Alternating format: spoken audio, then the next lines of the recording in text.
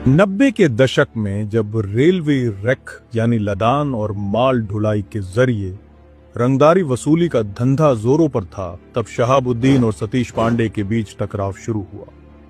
कई बार दोनों गैंग के बीच खूनी झड़पें हुई। उसके बाद आया साल 2005। बिहार की राजनीति का टर्निंग पॉइंट। 2005 में सत्ता बदली और साथ ही बिहार की सियासी हवा भी। शहाबुद्दीन कमजोर पड़ने लगे और उनका दबदबा खत्म होने लगा। इसी बीच सतीश पांडे ने रेलवे रैक पर पूरी तरह से कब्जा जमा लिया। आज भी अगर गोपालगंज जिले में कोई सरकारी टेंडर निकलता है तो लोगों की नजर सबसे पहले ये देखती है कि पांडे जी की मर्जी है या नहीं। राजनीति हो या प्रशासन, हर जगह सतीश पांडे और उनके परिवार की मजबूत पकड़ है। ऐसा कहा जाता है कि इस जिले में बिना इनकी मंजूरी के एक पत्ता भी नहीं हिलता। दोस्तों, आज हम आपको एक ऐसे बाहुबली गैंगस्टर की कहानी सुनाने जा रहे हैं जो कभी 2 राज्यों के पुलिस के लिए सिरदर्द बन गया था। बिहार के गोपालगंज जिले के हथुआ थाना क्षेत्र में एक गांव है जिसका नाम है नया गांव तुलसिया।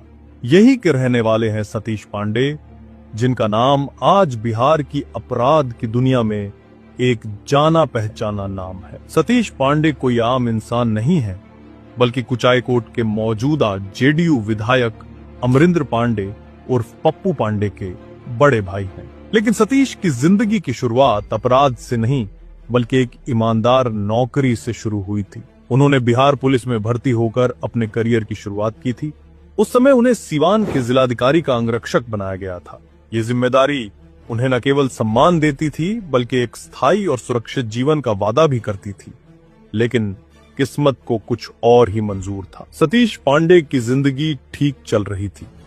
पुलिस की वर्दी पहने हुए वो कानून के रखवाले थे, लेकिन नौकरी के दौरान कुछ ऐसे मोड़ आए कि उन्हें अपनी वर्दी हमेशा के लिए उतारनी पड़ी। उस दिन के बाद उन्होंने कानून के रास्ते को छोड़कर हथियारों की राह पकड़ ली। और फिर जो शुरू हुआ वो अपराध की दुनिया का एक ऐसा अध्याय बन गया जिसके पन्ने आज भी गोपालगंज के लोग कांपते हुए पढ़ते हैं। पुलिस की नौकरी के दौरान ही सतीश पांडे की मुलाकात पूर्व सांसद जनार्दन तिवारी के भांजे और उनके बेहद करीबी दोस्त अभय पांडे से हुई। दोनों में गहरी दोस्ती हो गई, लेकिन कुछ समय बाद अभय पांडे की हत्या हो गई।